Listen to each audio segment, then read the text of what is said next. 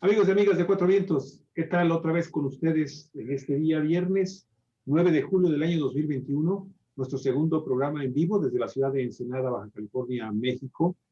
El día de hoy, pues usted sabe, cuando son ya las 2 de la tarde con 15 minutos tiempo de Baja California, 3 con 15 tiempo allá en la ciudad de Juárez, hasta donde mandamos, en Chihuahua obviamente, hasta donde mandamos un afectuosísimo saludo a un amigo, a un estimado amigo, colaborador de Cuatro Vientos, Servando Pineda James. Jaime. Es Jaime, ¿verdad? Es Jaime. Jaime. Sí, siempre ese segundo apellido siempre me saca. ¿Es francés, Servando? ¿Perdón? ¿Es francés tu segundo apellido? No, que yo sepa, no. No. No, lo agarró una, de la familia, algún indígena por ahí, dijo, Jaime. Jaime, sí. Sí, no, es totalmente mestizo. Ok.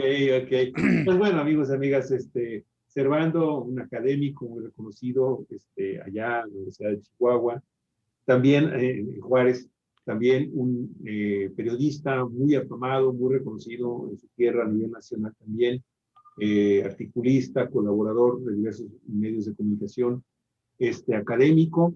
Olga, ¿qué más puedes decir de Servando, tú que lo conoces de tantos y tantos años? Híjole, no sé si se pueda decir públicamente.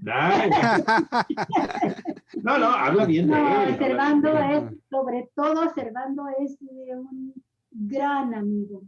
Sabe cultivar la amistad, y yo no conozco una sola persona que hable mal de Servando. Debe haberlo, ¿verdad? Pero no conozco a nadie que hable mal. Y es un académico muy talentoso, muy querido, funcionario de la Universidad Autónoma de Ciudad Juárez, y en su época más activa en el periodismo, cuando era periodista reportero, periodista de calle, pues llegó a Chihuahua siendo un chavito, pero llegó partiendo plaza. Sí, pero era hombre, yo estoy hablando de los años de finales de los 80, principios de los 90, y con todo y la juventud de entonces llegó marcando huella en lo que hacía periodísticamente. Ahí nos conocimos, ahí aprendimos a querernos, aprendimos que éramos muy afines en nuestra pasión por el periodismo. Y desde entonces, aunque pasen años y no nos veamos, este cariño inmenso por Servando, por su esposa Marisela y por mi admiración por lo que hace es tremendo. Pero bueno, se ha convertido en un excelente analista político, porque tengo entendido que también es una referencia en los temas de política electoral y política partidista allá en la ciudad de Juárez. Y en lo que es una nulidad es en conocimientos de fútbol. Oye, tienes que le va a la América, bueno. Te anda echando queso en cara. No, y te aseguro que todo lo que construí del personaje Servando se desploma como castillo de naipes cuando la gente se entera que es seguidor de la América. Pero bueno, algún efecto debe tener mi queridísimo Servando. Oye, Servando, ya entrando en materia, ya, en el tema de hoy, para el que te hemos pedido este programa. Servando, ¿cómo estás viendo tú el proceso de transición en Chihuahua? Sabemos que en esta pasada elección, pues no logró Morena su propósito de quedarse con la gubernatura. Avanzó mucho en su votación. Sé que se quedó con una gran cantidad, todavía no sé, tú nos precisarás el dato, una gran cantidad de legisladores. El PRI prácticamente desaparecido, ¿verdad? Cuando fue un partido pues dominante, y el bipartidismo era entre el PRI y el PAN. Morena avanzó considerablemente con un candidato que proviene del PAN, como Cruz Pérez Cuellar, que salió de pleito con el gobernador, su compadre del alma, el otrora, ¿verdad?, amigazo, Javier Corral, y a partir de una diferencia que no nos queda muy clara que hubo entre ellos, pues rompieron y buscó otro derrotero, Pérez Cuellar. Se fue como candidato de Movimiento Ciudadano a la gubernatura cuando contendió Corral por el gobierno en 2016 y ganó con el PAN. Pero desde entonces pues ya estaba en la oposición y después se sumó a Morena y le ha dado el triunfo a Morena con una gran cantidad de votos en Ciudad Juárez. Ciudad Juárez es la joya de la corona siempre en materia electoral por el peso definitivo que tiene en su enorme electorado. Se concentra gran parte de la población ahí, es como Ciudad Tijuana, acá. Tijuana pues está constituida como la quinta ciudad en importancia en el país, pues por ahí anda Chihuahua con Tijuana, ¿verdad? Compitiendo muy cercanos y se parecen mucho en características económicas, sociales, como las dos grandes fronteras norte de nuestra república.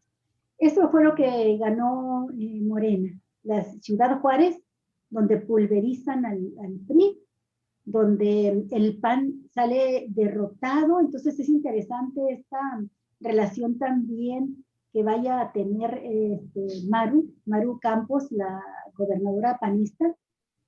Pero te pregunto cómo va el proceso de transición, la entrega, recepción, porque por ahí leí algunas notas de que han tenido conflictos muy serios. El gobernador Corral, de origen panista, y la gobernadora Maru, también panista, pero enemigos políticos tremendos, han tenido dificultades para hacer que sus equipos de trabajo en la transición funcionen. Y es que, bueno, se oye muy feo la expresión, pero dice que cuando la perra es brava, hasta los de casa muerden, ¿no? Y así están en un pleito todavía cerrado. Y es que también aprovecho para hacerte también la pregunta, aparte de la transición, ¿cómo están viendo la situación jurídica, judicial de todo lo que ha pasado en Chihuahua? Corral le apostó todo su gobierno a una causa fundamental: meter a la cárcel al exgobernador priista César Duarte. El exgobernador priista con el que tuvo muy buena relación Maru Campos, y del que, según las denuncias de la Fiscalía del Estado de Chihuahua, Maru Campos recibía dinero, ¿verdad? Se habla, no sé, hasta de 20 millones de pesos, pero de 10 millones se ha estado entregando o dando a conocer documentación que recibió Maru Campos. Y con el cambio de gobierno, que me parece a mí que todo esto que le llamó Corral la Operación Justicia para Chihuahua, parece que se cae como naipes, porque le acabo de leer otra nota de que pues sale favorable una sentencia de un juez que echa abajo la expropiación, la confiscación de bienes en contra de César Duarte. Puede recuperar sus bienes. A ver, explícanos tú cómo está la situación en este terreno también. Son dos grandes vertientes, la política y esta judicial. Pues, pues mira, sí, lo has descrito muy, muy bien.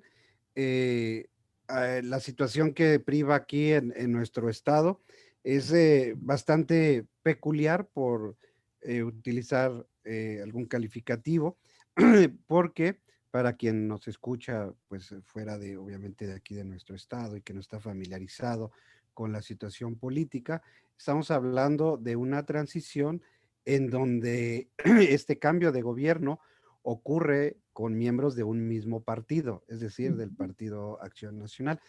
Solo daré así un poco como de referencia para entender un poco esta situación.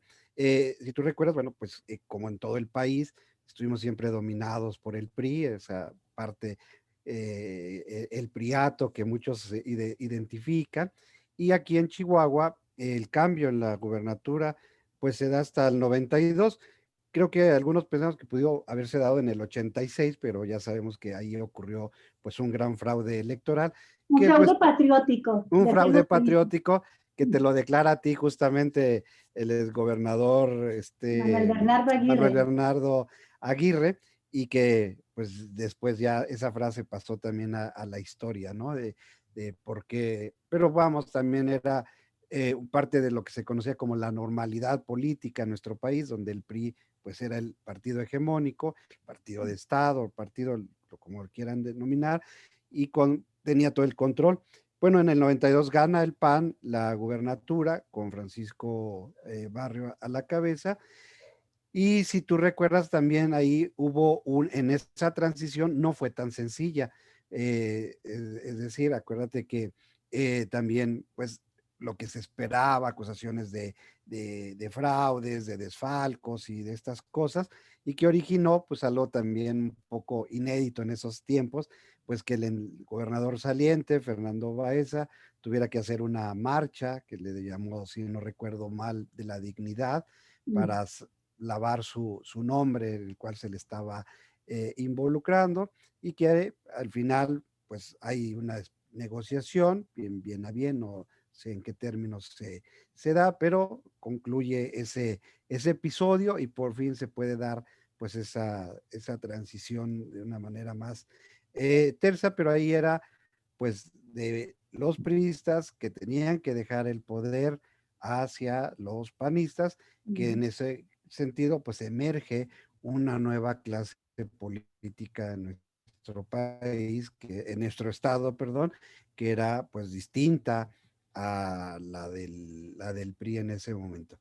Y después de ahí, pues los 6 años siguientes, el PAN no logra refrendar ese triunfo que había conseguido y regresa el poder al Partido Revolucionario Institucional y se da ese realineamiento nuevamente hasta pues el PAN logra la gubernatura, esta vez en manos de Javier Corral, quien ya había contendido, por cierto, en el 2004 también por la gubernatura ante Reyes Baeza y no la consigue. Entonces, bueno, ahora se da este movimiento que hay que decirlo también producto de esta reforma electoral del 2004, donde se da del 2014, perdón, donde se da el paso para hacer las elecciones concurrentes y este tipo de situaciones en muchos estados. Allá en Baja California ocurrió de reacomodar los tiempos de las gubernaturas. En algunos fue de 2 años, ese inter, en otros, como aquí Chihuahua, pues fue de 5, o sea, no son 6 años. Javier Corral nada más será gobernador por 5 años. Ay, respiran profundo los chihuahuenses cuando dices eso. y tendrá que dejar el poder pues ya en septiembre, que también esa es otra de las modificaciones. Aquí antes el cambio de poderes será siempre en octubre y ahora pues será en septiembre.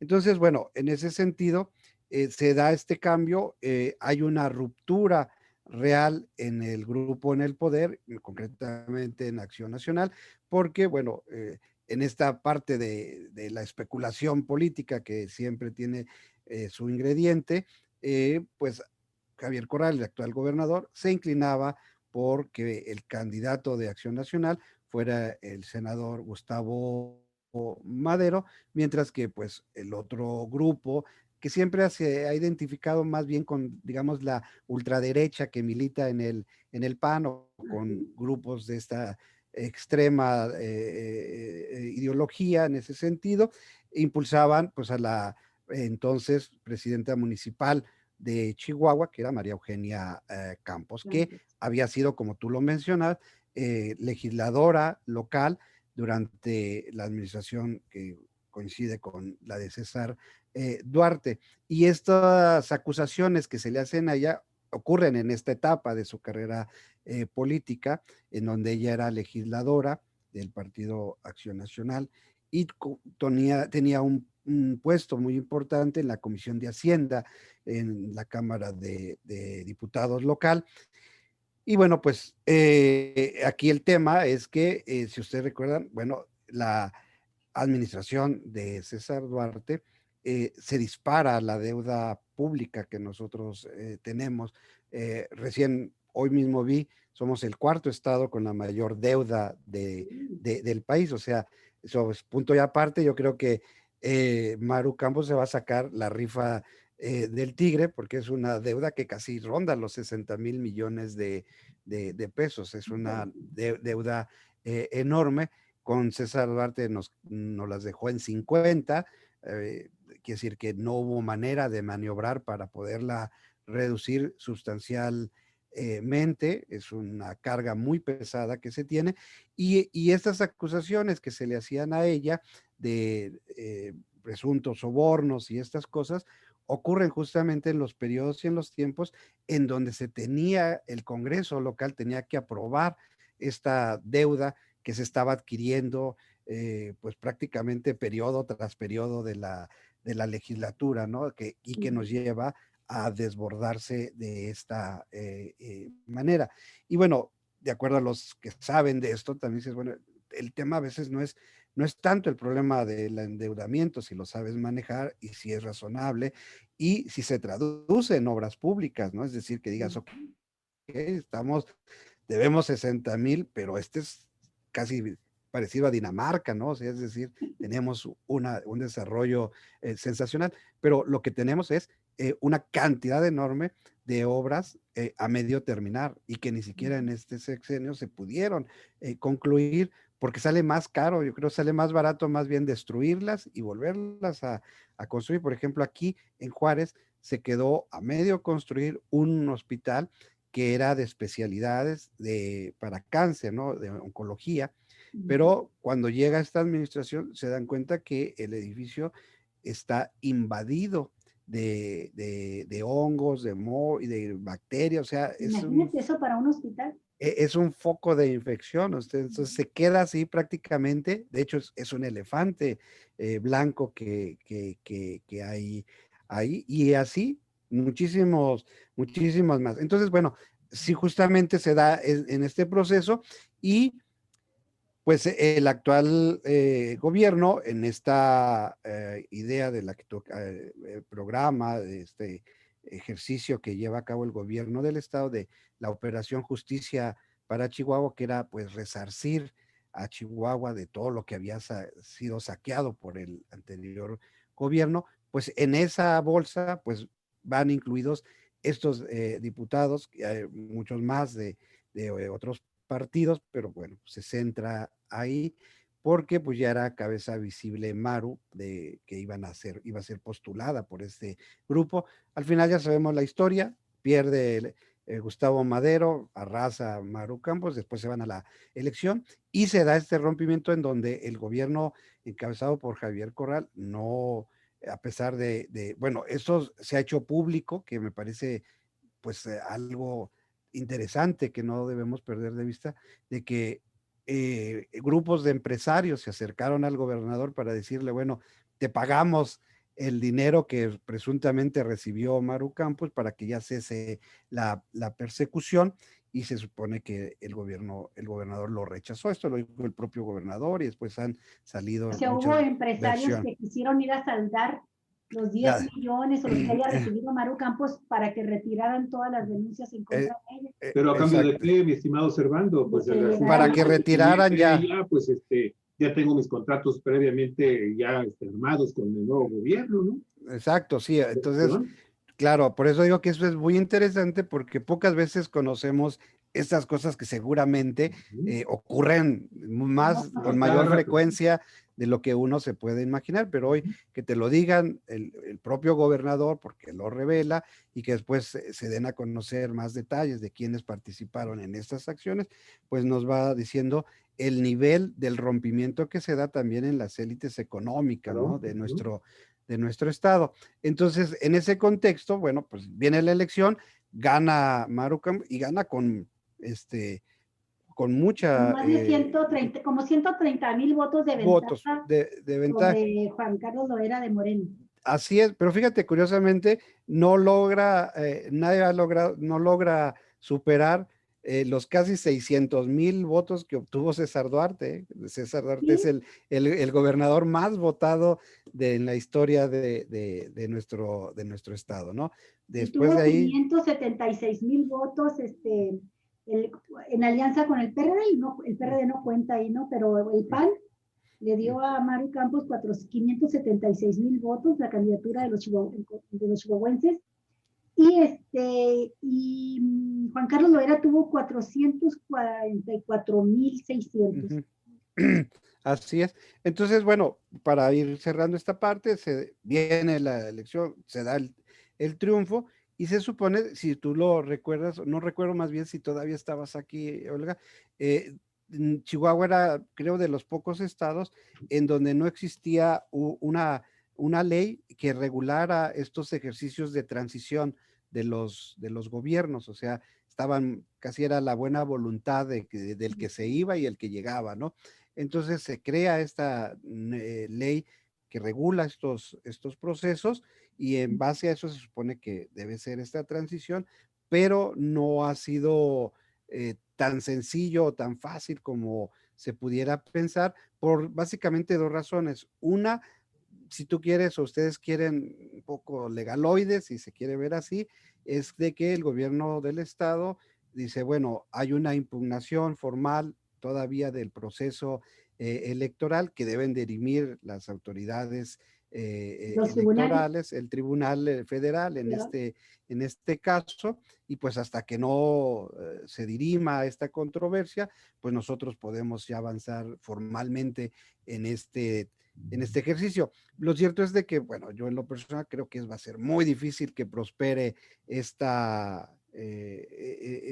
tipo de impugnaciones y este ejercicio, y en los hechos, pues sí comenzó a darse, pero se ha detenido. Se formaron equipos de trabajo y el primer, como antecedente, el primer enfrentamiento que se tuvo es que el equipo de la gobernadora electa cita a funcionarios vigentes actuales del actual gobierno para comenzar este ejercicio de transición, pero lo cita en su casa de transición, es decir, los llama como si fuera a cuentas y el gobierno del estado rechaza este ejercicio, dice, no, no, no, ellos no tienen por qué ir a darle cuentas a la gobernadora electa y si quieren, tienen que venir aquí a las oficinas de Palacio de Gobierno y se tienen que hacer públicos todos este tipo de ejercicios. Había citado pues, a los principales funcionarios, el de Hacienda, el de la Secretaría de la Función Pública, al fiscal y al de Economía, me parece, no recuerdo con exactitud. Y bueno, no se llevaron a cabo esas reuniones, se tuvieron que reprogramar para que fueran en las condiciones que estaba marcando el gobierno el equipo de Mar Campos. Entonces, pues ahí se da este rompimiento y hace un par de días ya se da el rompimiento, digamos, total, porque habían habían agendado una reunión con el secretario de Hacienda, pues para conocer lo que te digo, pues, sin duda es una bomba de tiempo, ¿no? O sea, les va a estallar porque les va a estallar, o sea, es una deuda muy grande, muy enorme, muy, muy, muy pesada y de corto plazo en cuanto a los pagos que tienen que realizar. Y sin que quede claro bien a bien, parece ser que pues, el secretario, no sé si fue por decisión del gobernador o por él, de su propia decisión, decide no ir a esa reunión que tenía planeado y también pues digamos en algo inédito, pues el nuevo grupo que va a llegar al poder decide hacer una conferencia de prensa, públicamente denunciar estos hechos, anunciar que rompían ahí relaciones y lanzan, así como si se trataran de la oposición o de grupos o partidos distintos, pues le lanza 4 preguntas públicas al secretario de Hacienda, donde le piden, entre otras cosas, pues que le diga el estado real de la deuda, o sea, cuánto se debe, a quién se le debe y los términos en que se debe pagar esta deuda, ¿no? Y bueno, en esa situación, pues está empantanado este proceso de transición que en teoría pues debería seguir otros cauces, debería ser más terso, si se toma en cuenta que son del mismo partido político. Entonces ahí también tenemos otra variante. Uno, pues que... Se congeló un momento la imagen, en tanto regresa, Javier, ¿podría hacer un comentario? Sí, adelante, sí, adelante, sí. Claro. Sí, en efecto, lo que está sucediendo, perdón, se congeló tu imagen, ahorita regresas. A ver. Lo que está sucediendo en Chihuahua es algo inédito. Un gobernador panista con una gobernadora electa panista. Ahí está. Ahí está. Ahora sí. Sí, se me había congelado. Se nos cayó el sistema. Fue el programa de Zoom. Fue Bartlett, se les cayó el sistema. Es obra de Bartlett. Ajá. Oye, Servando, cuando te quedaste congelado, estaba yo haciendo énfasis en lo inédito de esta situación en Chihuahua. Un gobernador de origen panista como Javier Corral, que tiene que entregarle el gobierno a una militante de su partido, pero que internamente ha sido enemigos políticos, a María Eugenia Campos, y que tiene toda esta dificultad para la entrega, dice, para entrega-recepción. Por ahí dice el dicho, mi reino, doy mi reino por saber algo, ¿no? Yo doy mi reino por saber qué fue lo que hablaron con el presidente Andrés Manuel López Obrador. Esta ruptura es coincidencia, pero se da después de que estuvo solicitando Javier Corral una entrevista privada con el presidente de la República. Y luego, ya como gobernadora electa, solicita también entrevistarse con el presidente María Eugenia Campos. Previamente, María Eugenia Campos hace una declaración, dice que ella va a hablar con el presidente a decirle la verdad porque otros van a mentirle.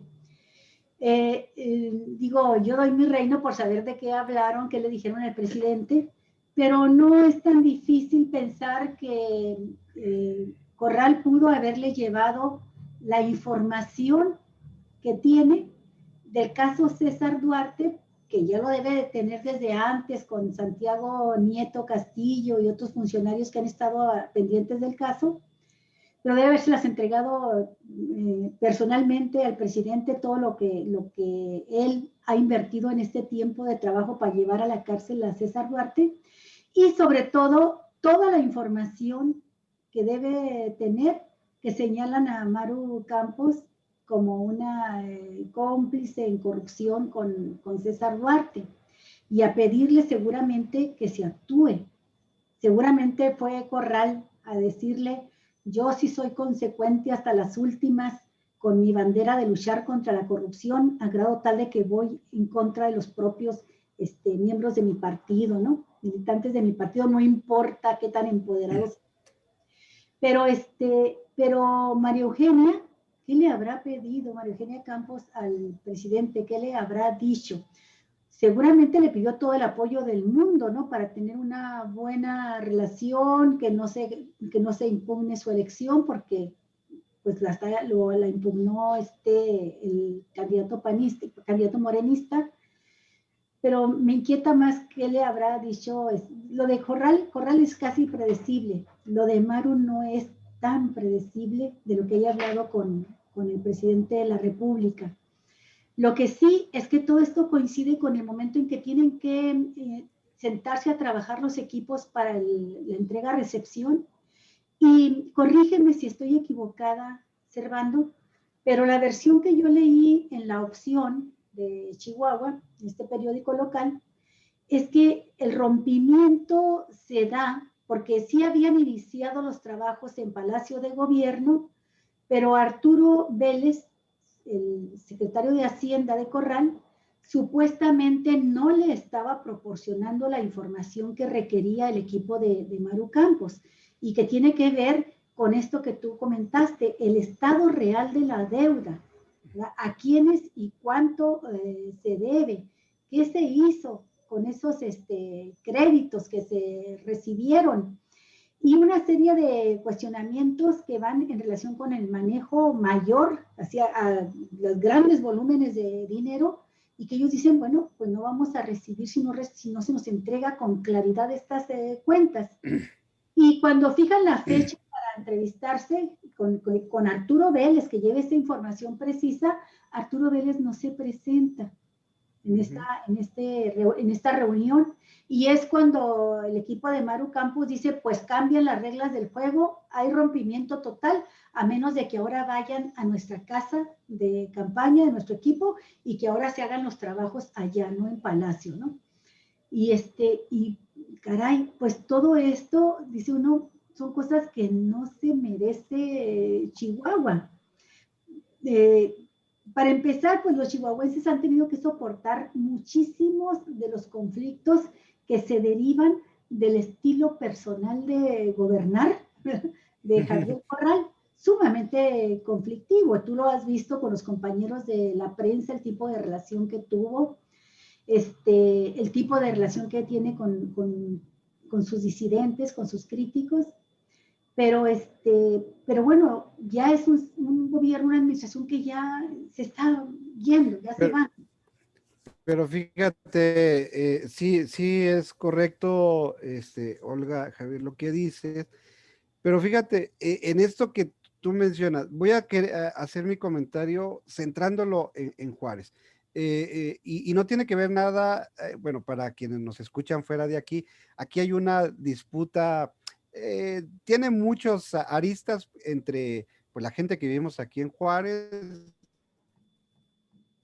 y la gente que vive en Chihuahua. Pero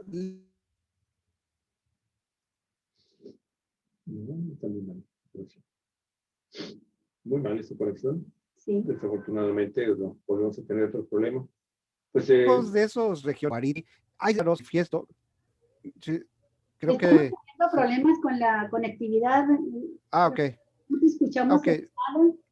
¿podrías repetir Sí, bueno. minuto, estimado Servando? Sí, claro. Les decía que hay datos, bueno, que para quien no quien no conozca mucho sobre acá nuestro estado, aquí hay una disputa que supongo que en otros estados también se da entre estas dos grandes ciudades, lo que es, los vivimos en Juárez y los que viven en la capital, Chihuahua, y que coloquialmente se conoce como Juaritos contra Chihuahuitas, ¿no? Pero lejos de esos de chauvinismos, regionalismos y demás, hay datos concretos, duros, en donde se ve cómo a lo largo de los años Juárez siempre ha quedado rezagado en cuanto a la asignación de recursos públicos para su desarrollo. El atraso que hay aquí en infraestructura urbana es terrible, o sea, bueno, basta comparar la ciudad de Chihuahua con la ciudad, con Juárez, y bueno, pues es un abismo en cuanto al desarrollo que hay en infraestructura urbana. Y a qué va mi comentario es que, mira, después de gobernadores van, gobernadores vienen, y cuando ha llegado un gobernador que dice, bueno, es de Juárez, o al menos vivió en Juárez, viene la ilusión de que ahora sí alguien nos va a hacer justicia y se le va a dar a la ciudad lo que merece, y no ha ocurrido. Van y vienen gobernadores y siempre nos quedamos con nada. Y ahora en esta administración, lamentablemente, se da una explosión de obras públicas, pero se da, lamentablemente digo, en este año, ya cuando va de salida, y ahí es el temor, o sea, esta disputa nuevamente va a dejar a Juárez, nosotros tenemos ahorita varios proyectos y todo va a quedar inconcluso, ya sea por esta disputa entre los dos grupos, no hay garantía. Por ejemplo, ahorita, en este momento, el proyecto más importante que tiene Juárez aquí es la obra del transporte público, que aquí, bueno, creo que ahí sí es válido en la crítica, se le puso Bravo Bus en referencia al equipo de fútbol que tenemos nosotros aquí de primera división, pero bueno, ese transporte abarca las principales avenidas de la ciudad. Ahorita la ciudad es un caos porque están justamente están las obras a cuarto para las 12, y lo más seguro es que no se logren terminar, a pesar de que el gobernador pues ha dicho que sí se van a terminar. Bueno, pues a simple vista y sin ser expertos en obras, se ve complicado que se pueda terminar. Tú ves, apenas están haciendo paraderos, aplanando, abriendo calles.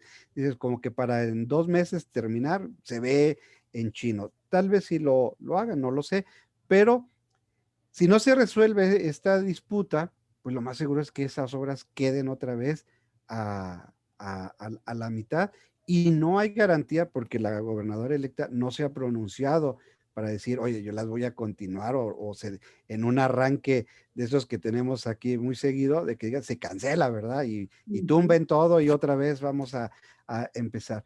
Y otra vez, o sea, vamos a tener que esperar, porque sí es cierto que cuando los gobernadores, si cuando han sido de aquí, les cuesta trabajo entender las necesidades y los atrasos que tiene la ciudad, pues cuando no es de aquí, pues la situación se complica muchísimo más porque no se entiende las necesidades y los rezagos. Les voy a dar un dato y nada más, con esto concluyo. Aquí en la ciudad, como una obra municipal, hago la aclaración, como una obra municipal, el último, nada más tenemos en una ciudad de 1,5 millones de habitantes, nada más tenemos un auditorio municipal. Y ese auditorio municipal se construyó en los 50. Desde 1950 no se ha construido un solo auditorio aquí en esta ciudad. En cuanto a infraestructura, digamos, pues cultural, si se quiere ver en ese sentido. De ese tamaño son el atraso de lo que tenemos aquí en nuestra ciudad. Y ustedes la conocen, nuestra ciudad, todo su desarrollo lo concentra en una parte, es decir, toda la infraestructura se concentra en una parte, pero el desarrollo de la ciudad, que está en el suroriente, de la ciudad, no encuentras, bueno, ni un hospital siquiera.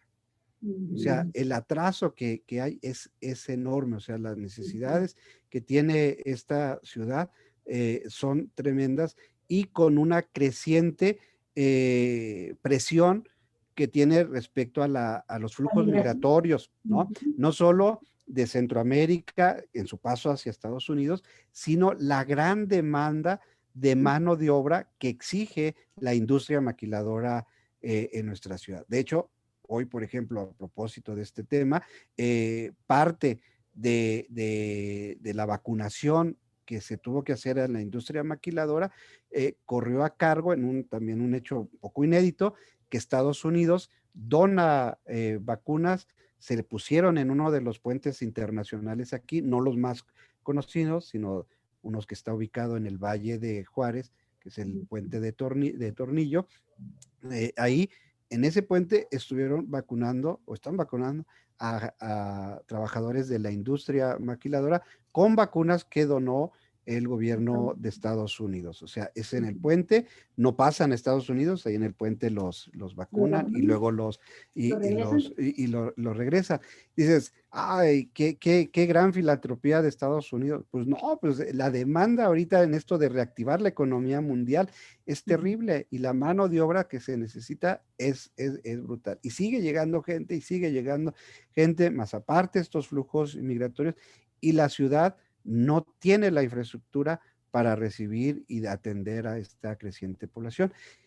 Y esos son los grandes temas que se tienen en la principal ciudad de nuestro estado, con una deuda que raya los 60,000 millones de pesos, que se tienen que pagar grandes cantidades en el corto plazo, y con una clase política que acaba que ostenta el poder, pero que está fraccionada, que está partida, que está dividida, y que pues eso habla también de lo que la repercusión que va a tener en las propias élites económicas de nuestro estado, que ellos obviamente se van a acomodar hacia este nuevo grupo político al que han defendido, el que ha respondido justamente pues a esta línea que ha marcado pues la élite económica de nuestro estado, ¿no?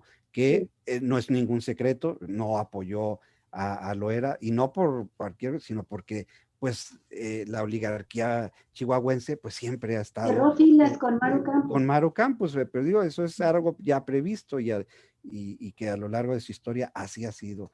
Ni tenía posibilidad, me parece, Loera, de que esa élite le diera su apoyo, ni él se esforzó mucho como que por buscarlo. Por buscarla, pues porque sabía, creo yo, de antemano eran esfuerzos vanos. Exactamente, ¿no? Entonces, pues le apostaron más al trabajo de casa por casa, de la gente hacia abajo, pero no les alcanzó, ¿verdad? O sea, faltó más trabajo en ese sentido. Entonces, creo yo que no es tan simple como el decir, bueno, pues están peleados y al rato se van a reconciliar, ¿no? Esta fractura, esta grieta es más profunda Sí. porque tiene y que lamentablemente, pues quien paga otra vez, pues va a ser Ciudad Juárez y la la gente, ciudad. ¿no? Principalmente en la frontera. Oye, Servando, ¿y ya se pronunció Maru Campos de cuál va a ser la política, ¿verdad?, que va a seguir con el caso de Duarte?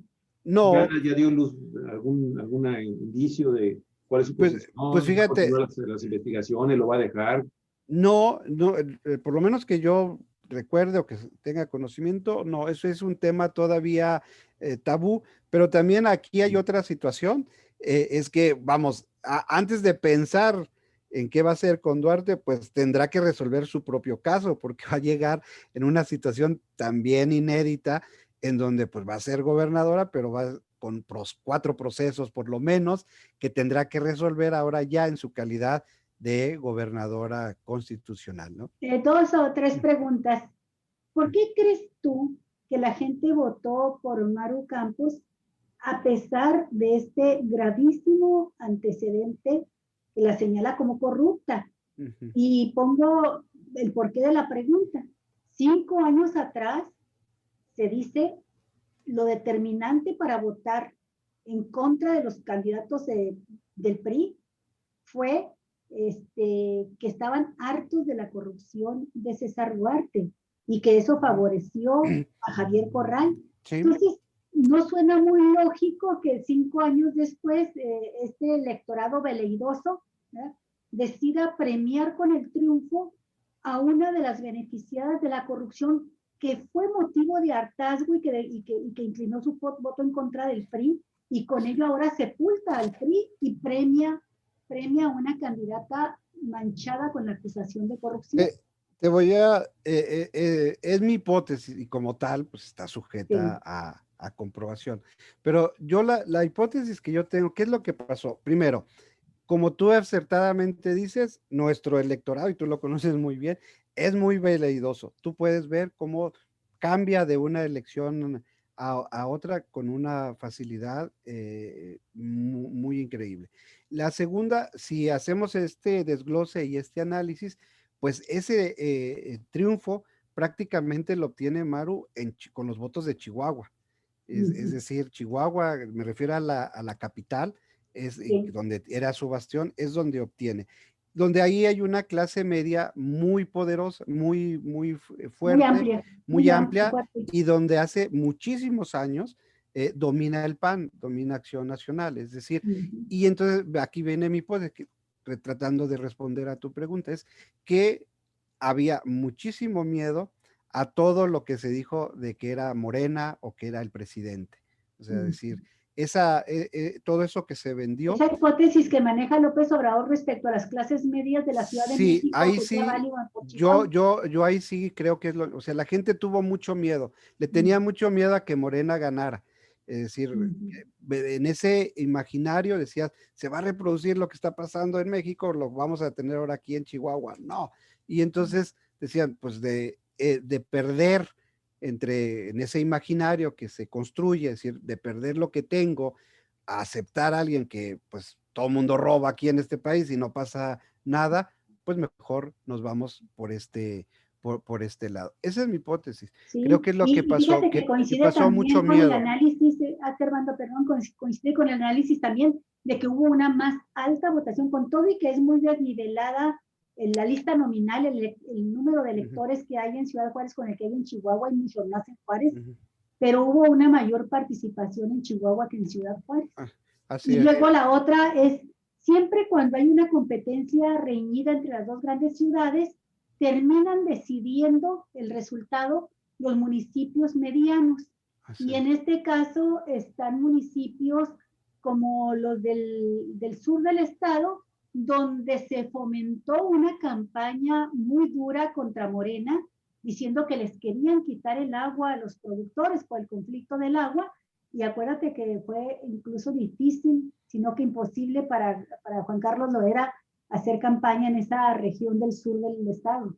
Sí, pues hubo incluso municipios en donde se fue hasta el 4.º lugar, ¿eh? O sea, Morena. Entonces, sí hay esta conjunción, pues, de hechos. Te digo, un gran miedo a Morena, real o no, de todo lo que se dijo, yo creo que sí prendió, decía, no, no, no. O sea, casi nos veíamos así como Venezuela o los peores escenarios, ¿no? Que se pueda uno. No, caray, Y, ¿cómo es posible? y entonces dice uno, no, entonces mejor, pues, a lo que ya conocemos. Oye, No pero sale que lo dice, malo por es, conocido, no, no ya sé que sea corrupta. exacto, dices, bueno, en ese Oye, sentido. Armando, ¿y qué tanto haya pesado también todo lo que hizo Corral contra Maru le haya abonado como campaña a su favor? Esta victimización que Fíjate que manejó Maru, sí, de sí que se me llama, está atacando porque soy mujer, me sí está se atacando manejó. porque yo he hecho mejor gobierno en Chihuahua que él en el estado, todo eso. Sí se manejó. Yo en lo particular también como hipótesis, no creo que haya afectado. O sea, la gente me parece que sí diferenciaba muy bien, que no había tal, pero pesaba más lo otro. O sea, yo sigo insistiendo en esto. O sea, sí O sea, la había gente mucho miedo. prefiere a un gobernante corrupto que a alguien que puede llevarnos al comunismo. No bueno, en esta coyuntura, o sea, Ujú. porque cada elección pues es distinta, ¿no? En ese sentido, ¿no? Porque, como tú bien lo dijiste, o sea, no podemos explicar, si tú ves, por ejemplo, nadie daba un cacahuate por Javier Corral, es cuando él toma la bandera de Duarte contra Duarte, y que ahí Ujú. juega un papel muy importante cuando se analice este periodo. Sin duda que se tiene que tomar en cuenta el papel que jugó Jaime García Chávez con Sí, le Unión arrebató la Ciudadana. bandera a Jaime, se fletó Exacto, sobre ¿no? Jaime. Bueno, pues ahí a lo mejor pecó de inocente Jaime, ¿no? Pero bueno, no lo sé. Pero esa bandera es lo que prácticamente le lleva a cómo a Andrés Manuel López Obrador la bandera de la corrupción. O sea, esos 30 millones de votos, estamos incluidos muchos que a lo mejor no coincidimos con el proyecto, con él, pero que sí coincidíamos en decir, ya basta, Ya es chole con este gobierno tan corrupto de o sea, Peña, ¿no?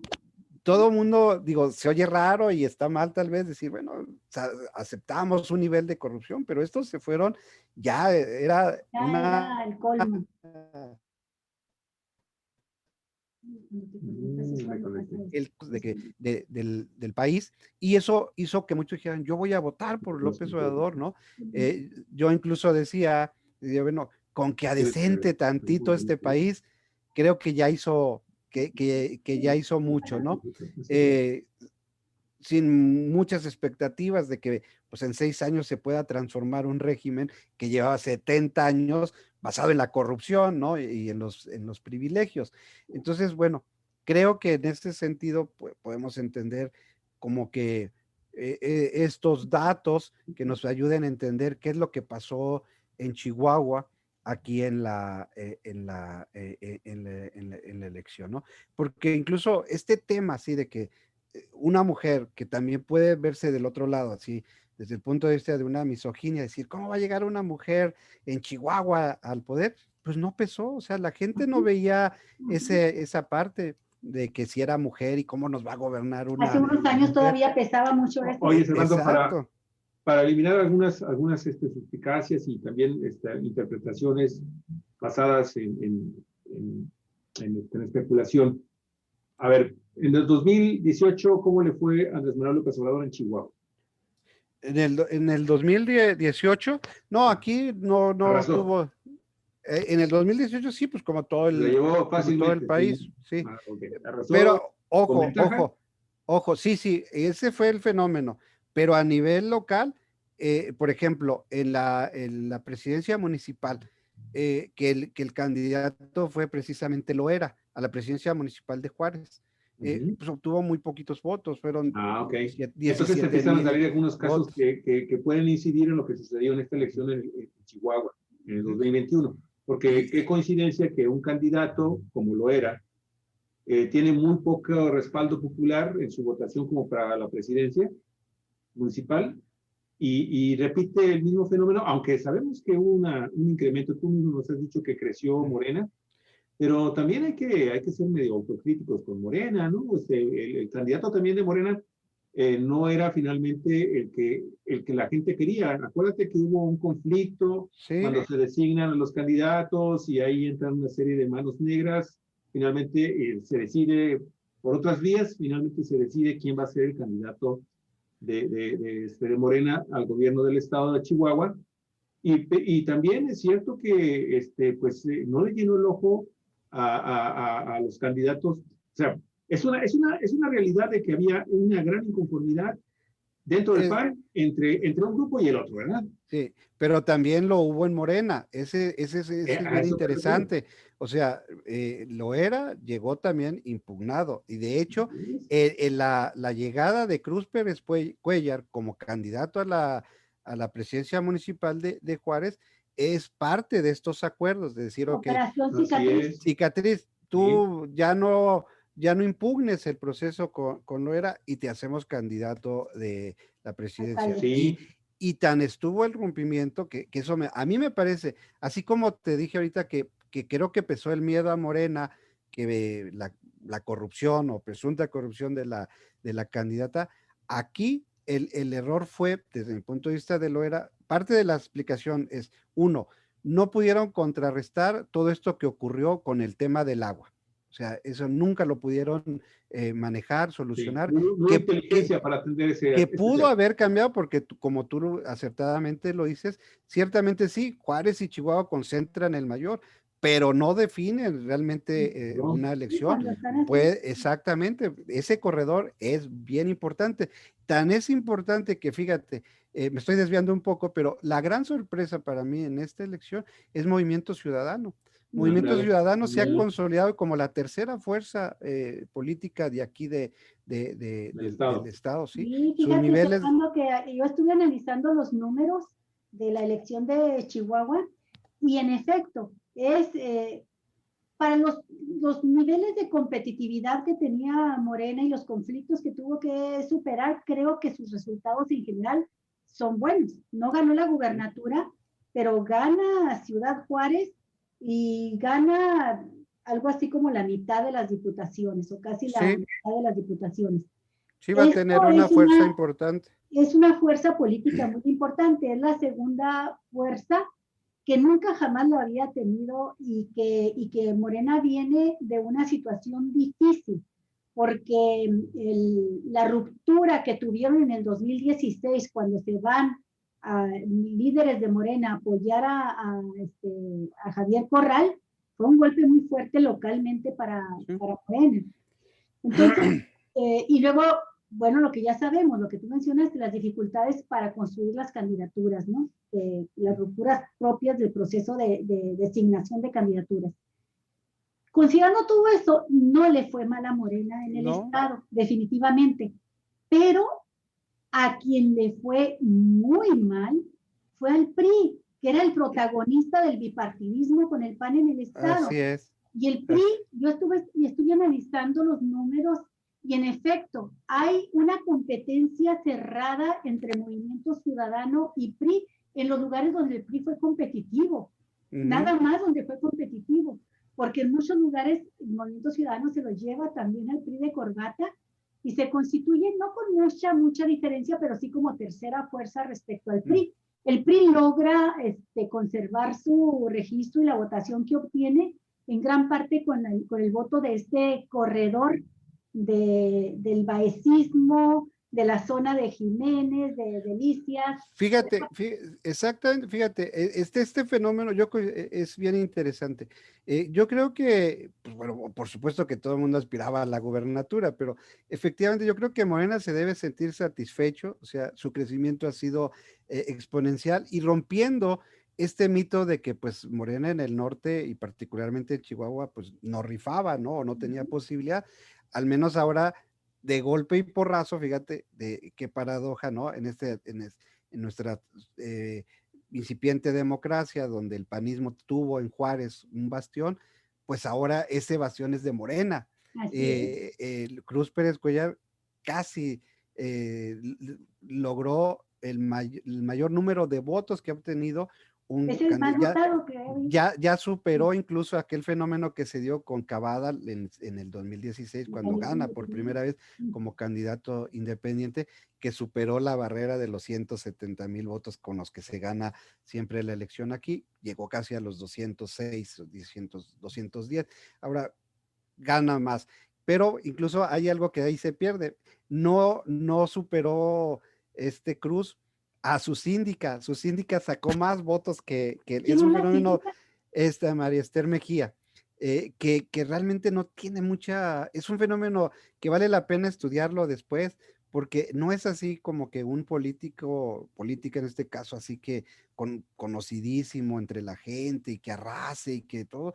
Es conocida dentro de Morena, tiene una carrera relativamente corta comparada con A muchos lo mejor hicieron políticos buena más. campaña territorial de ese de casa. No, fíjate que hasta lo curioso, yo te aseguro que si puso 2 póster en toda la ciudad, es un fenómeno bastante extraño que está ocurriendo aquí en la sindicatura desde por lo menos 4 elecciones. Los síndicos obtienen mayor número de votos que los presidentes municipales. Pues es punto y aparte, ¿no? Entonces, pero yo creo de tener en la elección pasada cerca de 17,000 votos, pasar a los 240,000 que obtiene, pues es una enorme capital político que Oye, tiene y Morena. una pregunta, Pero el problema es que están...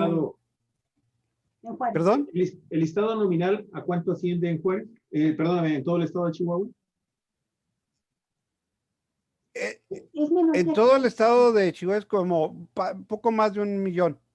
Sí, ¿En todo el estado? Como 1,200,000 más. Sí, Oh, pues es que el estado, nosotros tenemos muy baja densidad poblacional. Nosotros somos 3 millones de habitantes en todo el estado. Y de esos 3 millones, 1,500,000 están aquí en Juárez. Entonces, es realmente poco. Y la otra, ese es otro de los mitos. Nosotros tenemos el listado nominal más grande del estado. Aproximadamente el 40% de la votación está entre 40 y 45 más o menos. Oye, pero tenemos los índices de votación más bajos del país. Más bajos, sí, sabemos que es como el caso de Baja California, a final de cuentas quien gana realmente la elección, pues a final de cuentas sigue siendo todavía el abstencionismo. Pero se tienen las características del perfil socioeconómico de ese electorado, Servando. Lo comento porque hace ratito afirmabas que también el tema de las clases medias, al menos en Chihuahua, en la capital de Chihuahua, fue un factor importante para que la gente que este sector, no voy a generalizar como lo han hecho otras personas, pero hay sectores de esta clase media que sí se impactan por el tema de las guerras sucias, ¿no? De lo que podría haber significado el arribo de Morena al gobierno de Baja California, de Chihuahua. Sin embargo, no sé si también dentro de ese perfil sea mayoría la gente de clases populares. ¿Tienes información sobre eso? Te lo comento porque quiero darle un poco de sustento a por qué la gente vota así, como... Ok, sí, bueno, ese es un tema bien interesante y yo creo que, bueno, será parte como desde el punto de vista como académico, pues de la chamba que tendremos que realizar en los próximos, exacto, pero en pues bosquejo de hipótesis, así como allá se da el fenómeno de las clases medias desde mi punto de vista que pesan y pesaron mucho para tomar esa decisión, pues aquí justamente la gran porcentaje de la votación que obtuvo Morena se dio en las clases populares.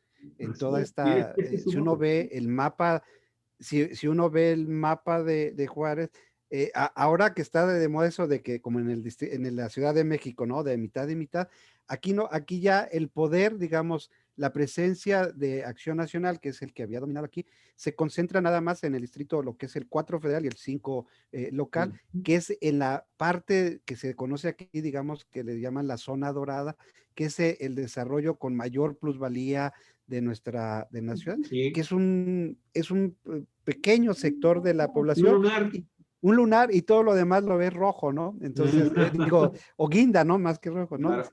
Entonces, no quiero llegar a o sea, te pregunto esto porque no deja de llamarme la atención el hecho de que creo que Morena tenía las condiciones más que adecuadas para ganar la gubernatura, porque no sé cuándo vuelvan a alinearse los astros allá en Chihuahua para que tengas a un PRI totalmente desprestigiado, con un exgobernador totalmente denostado, prófugo de la justicia, o al menos esa es la historia que nos han hecho, nos han contado, ¿verdad?, de que es prófugo de la justicia, y que parece ser que incluso ya parece ser que va a salir libre, no sé qué demonios está sucediendo ahí, no es tema. Y luego tenemos a un PAN totalmente dividido, ¿no? Dividido internamente, haciéndose pedazos entre ellos con sus propias denuncias, con sus propias críticas. Y por ejemplo, veamos otros estados que ganó Morena. A ver, Sonora, un super bastión del PRI, ¿sí? Con un candidato que fue muy criticado cuando fue funcionario público y que también levantó polémica cuando se le designó como candidato, aunque no fue obviamente lo que sucedió en Chihuahua. Pero siempre lo favorecieron las encuestas. Pero siempre estuvo al frente de las encuestas porque ahí las clases medias, o esos sectores de clases medias, no fueron factor. Él estaba bien con la gente, con la clientela de Morena, que es esa clase social más popular, clase media, de media hacia abajo, ¿sí? ¿Qué me dices de Sinaloa? Otro bastión también del PRI. ¿Y qué sucede con este candidato? Arrasa el candidato. Sí. ¿Qué te parece Nayarit? Otro bastión del PRI. Con enormes problemas también de corrupción, sus gobernadores, y también gana la candidatura de Moreno. Y así podemos ir haciendo los análisis de cada uno de los. O sea, lo que yo trato de identificar es, finalmente, ¿qué fue lo que no hizo Morena en Chihuahua, que sí funcionó en otros estados donde las condiciones incluso no eran tan fáciles para Morena como lo eran en Chihuahua, ¿no? Con esos dos partidos. Un comentario. Nunca hubo expectativas reales de triunfos de Morena en Chihuahua. Todos los análisis, todas las encuestas, todo, de meses atrás, coincidía en que era un estado competitivo. Iba a haber una alta competitividad entre el PAN y Morena.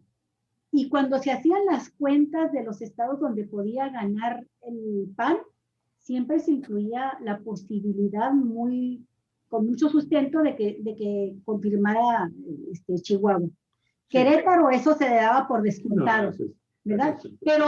Pero creo que es importante señalar esto porque en realidad, aún antes de que se conociera quién podía ser el candidato, nunca se dijo que Morena podía realmente, que era competitivo, pero no. Pero tenía muchas posibilidades. Pero fíjate, a ver, yo ahí lo que creo que es lo que pasó, que sí, esas posibilidades eran reales, ¿no? Es decir, claro, había alta competencia, alta posibilidad. Pero fíjate, ahí también, digamos, es otra chamba que se tendrá que hacer. Es que a Morena le pasó lo mismo que le había pasado al PAN. ¿Qué le pasó al PAN? Cuando llegaron al poder, pues se pelearon entre todos y en lugar ¿cuál fue el éxito del PRI? Pues el PRI fue esa repartición del poder, en el decir, ok, todos van a tener algo y todos felices y contentos, y la famosa circulación de las élites, ¿verdad? Pues hoy me toca a mí, mañana a ti, y ahí nos las llevamos, y que nada más la familia revolucionaria nos repartimos el poder. Al PAN se dividió cuando llegó al poder y le pasó lo mismo, al menos aquí estoy hablando de Chihuahua, a Morena. O sea, la ambición de esta posibilidad real de poder acceder al poder les impidió ver que perdieron lo menos por lo más, ¿no? En ese sentido. ¿Qué hubiera pasado? Mira, está bien, ya se había hecho esta acción cicatriz de que, pues bueno, ya aceptamos que sea lo era y todo. Pero ¿qué pasó?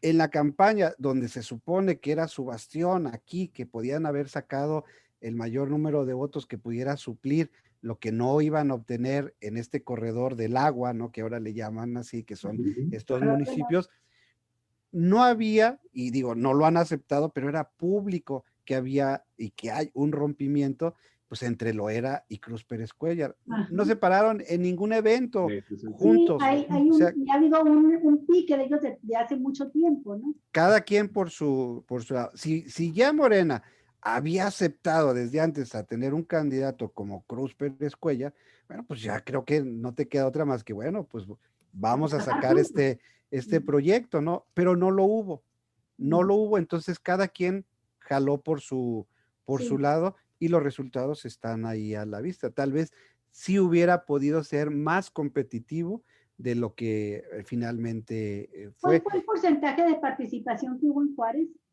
Todavía no, bueno, está entre el 37% más o menos ahí, en términos generales, pero es lo que te digo, ya cuando lo ves en detalle, aquí nosotros tenemos 2 distritos que fueron de los más baja participación de todo el país, menos del 20% de la participación. O sea, de los 4 federales que tenemos, 2 son los que tienen la más baja participación.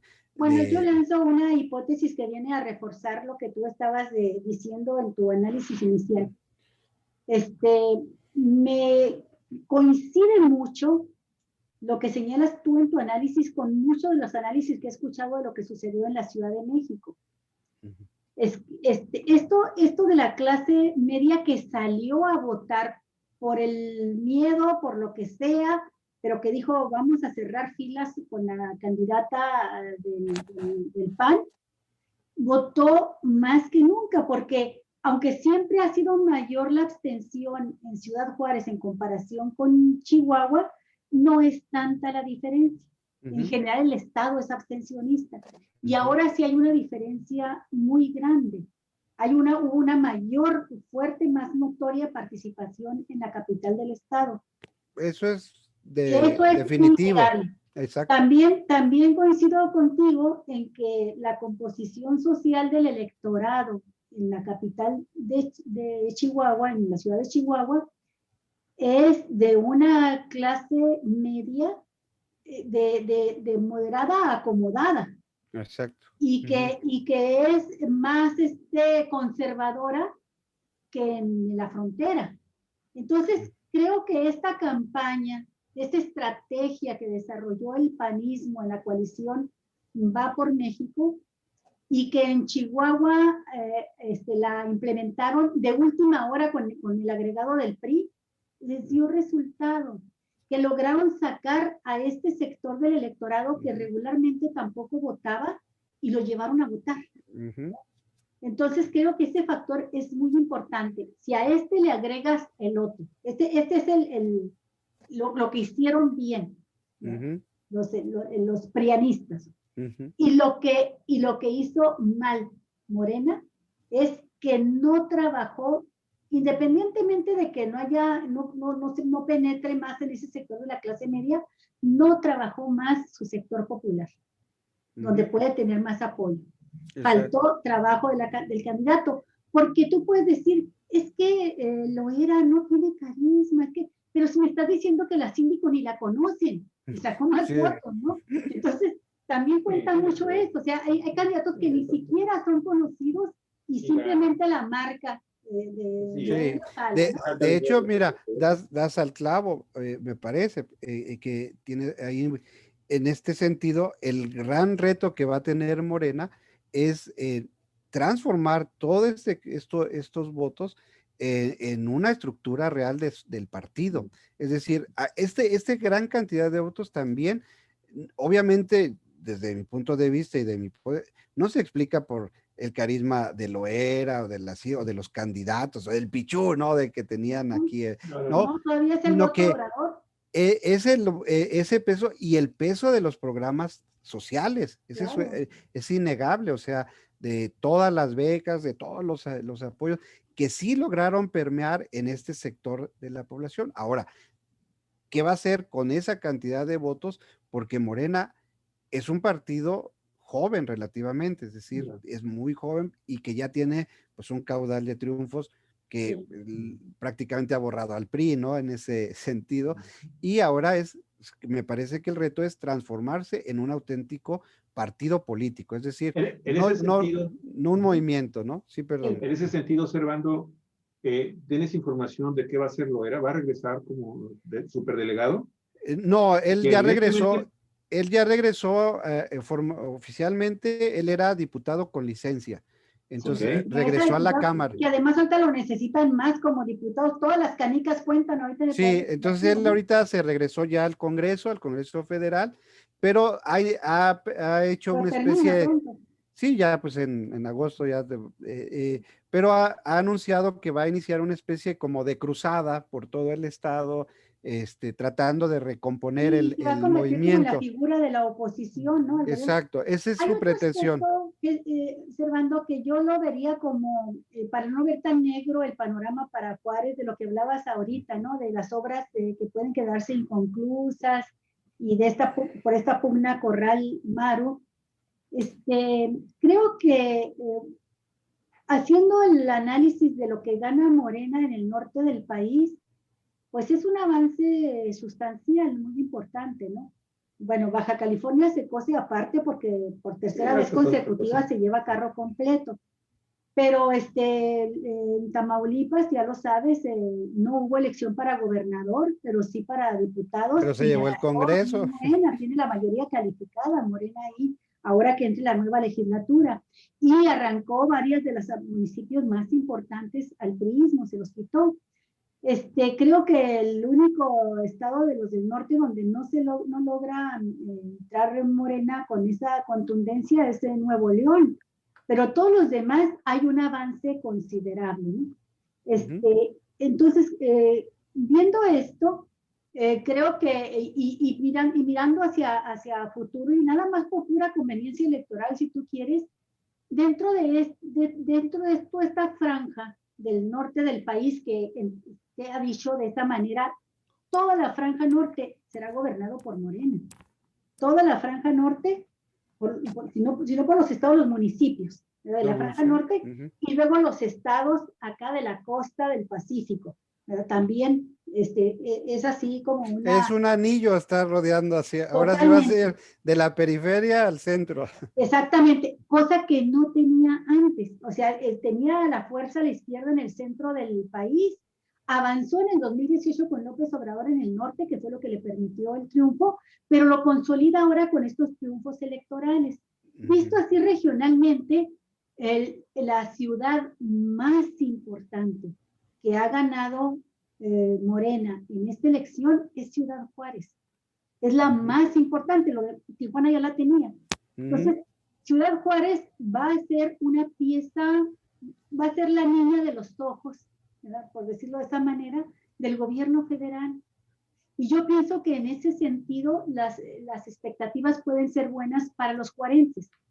Sobre todo si logran tener una relación institucional buena, si por encima de la contienda por el 2024 se llegan a imponer intereses de ambos, de Maru y del propio gobierno federal, puede ser para beneficio lo que suceda en Ciudad Juárez. Porque por otra parte, yo no veo, a menos que los ataques vinieran desde una posición de ultraderecha, que Maru hiciera del gobierno una bandera de la ultraderecha, yo no veo conflicto para la relación entre Pérez Cuéllar y Maru Campos. Creo que se pueden entender mejor ellos que lo que pudo haberlo hecho con Corral. Entonces puede darse una buena relación del presidente municipal de Juárez con la gobernadora y un buen apoyo federal a la presidencia municipal de Juárez. Sí, es digamos un escenario ideal y ojalá y sí se dé así. En teoría estarían las bases para que así fuera. Mi único temor que yo tendría es que entrara la maldición de la que le decimos, la maldición de la silla.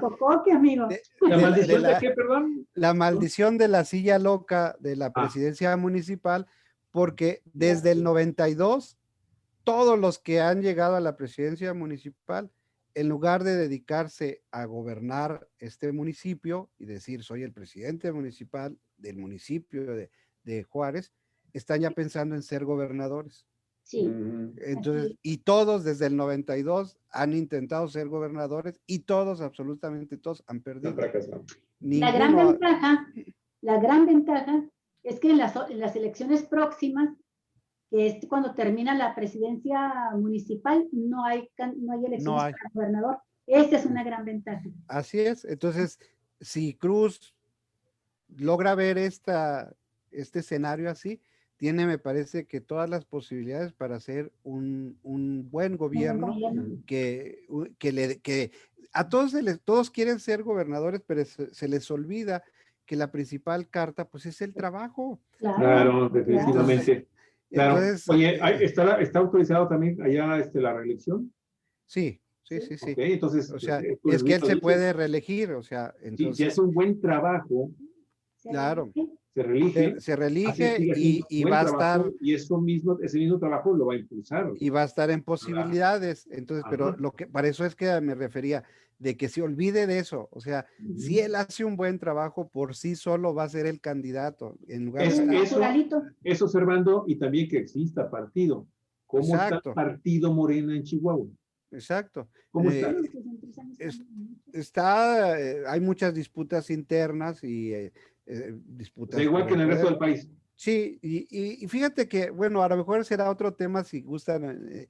El tema de Morena, yo creo que está polarizado en esto que se ha convertido ya, por lo menos aquí en Juárez, desde mi punto de vista, en una especie de mantra entre los fundadores y que se asumen como que nadie más puede opinar ni hacer nada porque no son fundadores, y los que quieren sumarse a este nuevo movimiento. Y la otra es decir, por la obtención del poder, aceptar hasta lagartijas, ¿no? O sea, lo que sea. Sí, entonces, esos son como los grandes dilemas que tiene Morena. Pero en el caso, regresando aquí, pues bueno, obviamente tiene esa posibilidad de que ser y que por primera vez tengamos algo. Ese que, bueno, fue un eslogan del actual gobierno de que darle a Juárez lo que en justicia merece, pero que es real, o sea, no es un atraso terrible el que Mira, tan es cierto lo que dices, Servando, que yo recuerdo que así como ahora hicieron los priistas y los panistas una consigna contra Juan Carlos Loera, de que era el que estaba en contra de los productores del campo y les quitaba el agua, y eso caló, ¿verdad? Pero así como hicieron la consigna ahora, en Juárez, yo recuerdo mucho que la consigna que logró acuñar, y bien acuñada, el panismo en contra del PRI fue: Patricio no quiere a Juárez. Patricio no quiere a Juárez, exacto. Y decir, el gobierno del estado nunca ha visto a Juárez, todo lo que acabas tú de decir, ¿verdad?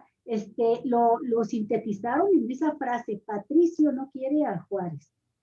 Y eso les permitió a los panistas tener respiros, ¿verdad? En conservar gobiernos y votos en Juárez, ¿no?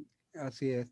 Y bueno, pues esa es la situación que tiene. Yo creo que Cruz sabe muy bien cuál es su lugar dentro de Morena, es decir, sabe que se le ve como alguien que llega de fuera, o sea, no es de los fundadores, no tiene prosapia de izquierda, no tiene el pasado de izquierda, pero creo que lo ha entendido muy bien y ha empezado, al menos en esto del primer inicio, con mucha apertura de escuchar a todos, de darle su lugar, y creo que esa, bueno, puede ser buen inicio. Si no le entra la locura de que en cuanto se siente en la silla de la presidencia ya quiera ser gobernador, creo que tiene buenas posibilidades de hacer las cosas, pero obviamente su gran reto no está tan sencillo así, porque me refiero a que el trabajo que pueda hacer como presidente municipal depende de él en el ejercicio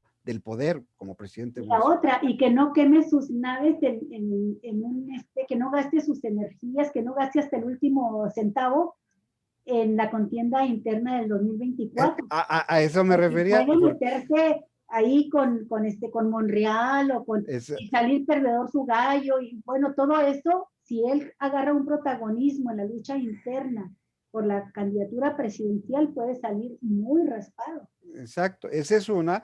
Y la otra, el que cómo logra reconfigurar a Morena aquí y en todo el estado, porque se quiera o no, él ahora es un protagonista, es un actor de Morena, se quiera sí, por o no. eso yo preguntaba qué onda con Morena, como partido. Sí, o sea, sí, está bien, él puede tener las mejores intenciones y comportarse muy bien, pero el partido finalmente va a tener que jugar un papel también preponderante para que las cosas se le den mejor todavía. Ahora, bueno, de acuerdo también a nuestro sistema político, pues, el papel que en ese sentido puedan jugar los partidos políticos ya no es tan fuerte como en anteriores elecciones, porque finalmente puede tener el camino de la candidatura independiente, cumpliendo con los requisitos que marca la ley y todo eso, en dado caso de que él vea que no tiene mayores posibilidades ahí tengo una Morena. noticia. Las precandidaturas independientes en esta nueva situación que va a estar de aquí por lo menos al 2024, de dos bloques polarizados, no tienen posibilidades de entrar. Y ahora lo vimos en esta contienda de 2021. Sí, digo, finalmente está estas dos vías, es decir, uno de que o recompones al partido y porque ese va a ser su reto. Él, Morena, quiera o no, pues tiene ese nuevo líder, que es él, porque ganó una elección. Es el municipio más importante que ha ganado Morena. O sea, tiene muchas cosas. El espacio que va a querer ocupar Carlos Loera, ser el líder de la oposición, el líder del partido. Exacto, entonces es el del cómo reconstruyan este escenario va a depender mucho de las posibilidades que tenga Morena en el próximo. Digo, todavía no asume esto, pero. Eso se disipa en un año, Servando. Eso se disipa tal vez, sí. Quizás en lo que termina este año, muy probablemente. Lo que y sí, bueno, las candidaturas independientes con tiempo, con anticipación, si se van organizando, tienen futuro. Porque bien organizadas, bien planeadas, bien proyectadas, con contactos, o sea, si trabajas bien, la gente por sí misma, si empiezan a ver que el buen gobernante no está respaldado por un partido, pues finalmente van y dicen, ¿sabes qué? Pues vámonos y una organización de 2 años para una candidatura a la gubernatura o para conservar una reelección puede empezar en el ánimo de la gente. Más cuando lo que tú me acabas de decir, la inmensa mayoría de la gente que vota o que está dentro, inscrita en el padrón electoral y en el estado nominal, son de clases populares. Y esa gente, tú sabes que cuando llegan líderes que pueden atraerlos a que vayan a las urnas y que participen en la organización de una movilización que tienda finalmente a convertirse en un partido o en una candidatura independiente, puede suceder que puedan hacer trascendentes. Ahí hay rápidamente dos cosas ahí de lo que dices. Bueno, una también, creo que también debemos avanzar en facilitar más esta figura de las candidaturas independientes. Son demasiados los requisitos que se ponen, las trabas, que prácticamente, digo, en teoría cualquiera de nosotros pudiera ser candidato independiente. En los hechos tú sabes que eso no es posible, o sea, necesitas tener dinero, estructura y, bueno, una serie de cosas. Creo que se debe avanzar para aligerar esa parte que es muy importante. Y la otra, pues es eso que creo que un poco regresando al inicio del programa, pues esta reconfiguración que vamos a tener en muchos estados en cuanto al sistema de partidos. Por ejemplo, aquí para que se vuelva a levantar el PRI, no sé, tendría que haber una catástrofe. Nada más un dato, fíjate, en esta elección, el PRI obtuvo, aquí estoy hablando de 39,000 votos, más o menos, de haber estado en promedio de 180,000 votos. Entonces, y si te vas a la gubernatura, de los 600,000 que obtuvo César Duarte a los 95,000 que obtuvo esta. No, andan casi los promedios que tenía el PRD en sus buenas elecciones. Exacto, o sea. Es más, ¿no? Pues Esther Orozco creo que le ganó a Graciela. Esther creo que obtuvo 110,000 votos, ¿no? Sí, de lejos. Entonces, para darnos una idea, ¿no? De cómo está entonces, no, esta de... El PRI tiende a desaparecer en Chihuahua, por lo menos por un tiempo, a lo mejor como esa especie de sapos que se entierran en el lodo y que conservan todas sus energías nomás para que esté latiendo el corazón y se esperan a que venga una temporada mejor y salir Sí, tendrá que ocurrir pues un cisma, porque también hay otro factor que no hemos analizado, que va a pasar cuando ya termine el periodo de López Obrador y si es verdad que se retira a Palenque, y quién va a asumir ese liderazgo para reconfigurar este gran movimiento, que yo digo todavía no es un partido, sigue siendo un gran movimiento, y eso cómo va a impactar en todos los estados. Entonces, Claro. yo creo que vamos a seguir viendo escenarios pluripartidistas, bipartidistas, pero no con los tradicionales, que ya aquí hay muchas posibilidades que se siga hablando de un bipartidismo, pero no PRI-PAN, ¿no? Sino Morena-PAN. ¿No? Pues ojalá Dios nos dé vida y lleguemos y verlo, a analizar, ¿no? Eso en el 24. Después pues de la selección del 24. Híjole, ahora sí que, ¿dónde quedó la bola? ¿No viste los últimos programas de Helguera, mano, del maestro de caricaturista Toño Helguera? No. Salía en el Chamuco y tenía una sección padrísima donde salía él así como un mago, un adivino.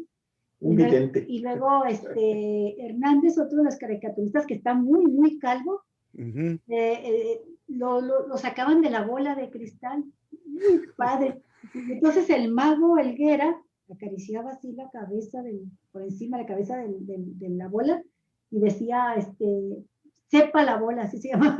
Entonces necesitamos consultar a sepa la bola para saber qué va a pasar después del 24. Por lo pronto ya supimos mucho de Chihuahua día. Te agradecemos mucho, Servando. No, al contrario. Una deliciosa conversación que nos deja muy estimulados para indagar más de lo que está pasando en Chihuahua. Y nos vemos dentro de 15 días, amigo. ¿Sí? Claro que sí, muchísimas gracias. Como siempre, pues un gustazo ahí platicar con ustedes siempre y muy agradecido. Al contrario, Servando, muchísimas gracias a ti. Un abrazo muy fuerte a toda tu familia y a todos los chihuahuenses. Igualmente. A los juarenses, porque si no se enojan. Juarenses, sí. Bueno, en primer lugar, a los juarenses.